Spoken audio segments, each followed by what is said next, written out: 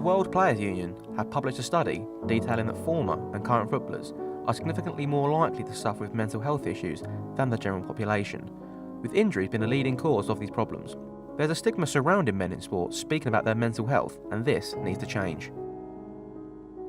6 weeks ago, whilst playing on the pitch behind me, I tore my ACL, and during the ongoing recovery, I myself have experienced my low points.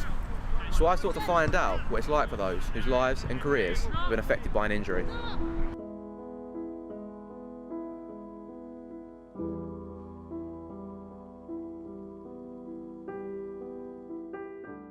I latched onto a loose ball, saw the keeper was off his line and lobbed him. The second the ball left my boot, I felt 2 pops in my right knee and I knew I'd done something bad. When the boys came over to me to celebrate, they quickly realised something was seriously wrong. As I was being carried off, the masculine side of me took over and no part of me wanted to show weaknesses to my friends, so I refused to be helped off the pitch. It was only once I was laying pitchside that it dawned on me that I may have torn my ACL and potentially just played my last ever match.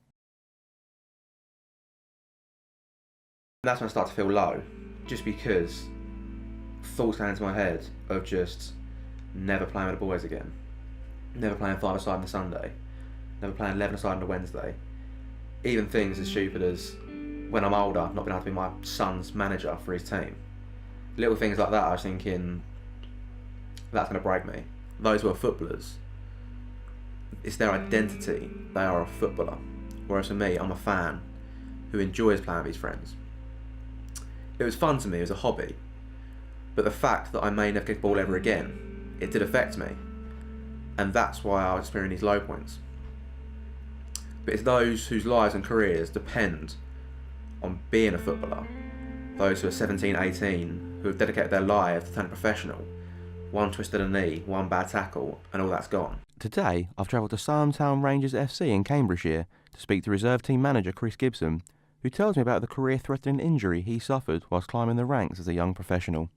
So I came out, came to clear the ball, and it took an awkward bounce. So I jumped up between the centre half and the opposing player, went to scissor kick it away, and it's sort of like you think you're coming down an awkward position, and I knew the moment I was coming down, I felt the heat straight away, the pain straight away. As soon as I hit the floor, I knew I'd hit it wrong. Turns out that my ankle had gone underneath my leg, flipped round and dislocated, and then gone back up my calf, and then my fib and tib had shattered my ankle.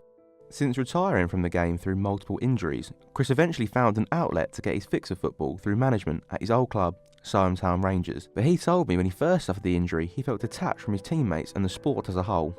Yeah, I did feel like I lost my identity because I was out of the limelight, I was out of the picture, I was alone as such. So it was really difficult. I was no longer the guy in goal, I was no longer the person that was performing really well, and it was hard sat in the stands once or twice when I started to watch someone taking my place, to see someone else doing it and getting appreciation and love from the supporters and the teammates and everything like that. I think the hardest thing was once, not long after it happened, was watching the goalkeeper that had taken over from me.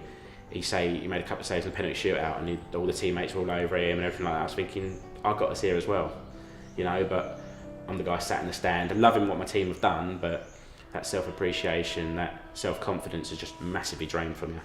I've come to meet Dr. Stuart Cotterill, a sports psychologist at the AECC, University College in Dorset, who I spoke to about the current issues with the British academy system.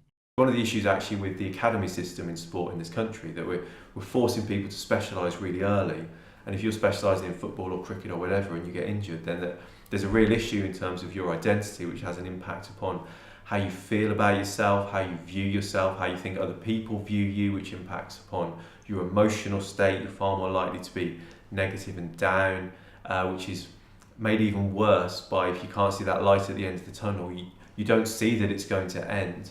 You can get into a downward spiral quite quickly, which can go from feeling down to subclinical depression to depression and other mental health problems. As a youngster, when you feel like you've been released, it's the worst possible thing, because as a 16, 17-year-old, you wanted to be a professional, you really wanted to be a professional, and you were on that ladder. And of course, as I hit 18, 19, I thought I was at that stage. I'd earned myself a contract with the first team, I was playing week in, week out, I was doing really well at the college football as well, I was coaching and everything like that. So to be released and feel like everything's just been sort of like your whole dream, your whole world has just sort of collapsed in front of you. I'm at Chapelgate to meet Liam, a 21-year-old former rugby player who 6 months ago suffered a life-changing injury.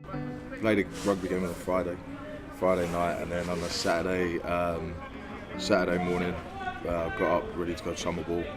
On the way there, I collapsed and lost use of everything below T10. So have you experienced your low points since the injury? Yeah, I've had a couple. There's days where you don't want to get out of bed, but I try to keep them to a minimum. Just like anyone, I don't want to be down, don't want to be upset, I just got to get on with it. It was hard pill to swallow. I still haven't accepted it. In my head, every morning I'm still going to get better, so I don't know if I'll ever accept it, but I haven't. One person could experience that type of injury and it could crush them. They could struggle, they could struggle for the rest of their life. Whereas other people can move past that to a more positive view. I say to the lads, your health comes first, and that comes like with your feet and your head, because if your head ain't right, your feet ain't going to do the talking on the pitch. The boys have been class, and I know that every one of them will sit there and listen. Talking to people who know you is a really good start. Just let them understand that you're feeling a bit down, that you're frustrated. The past 8 weeks has highlighted for me that injuries and losing a sense of identity are the leading causes of mental health problems among sportsmen. British culture means that men feel like they can't open up, but the camaraderie that comes alongside being a sportsman allows the men to speak to their managers and teammates if they're feeling low. Through speaking to Chris, Liam and Stuart, I've discovered that the main thing you can do if you're feeling low is to speak to someone.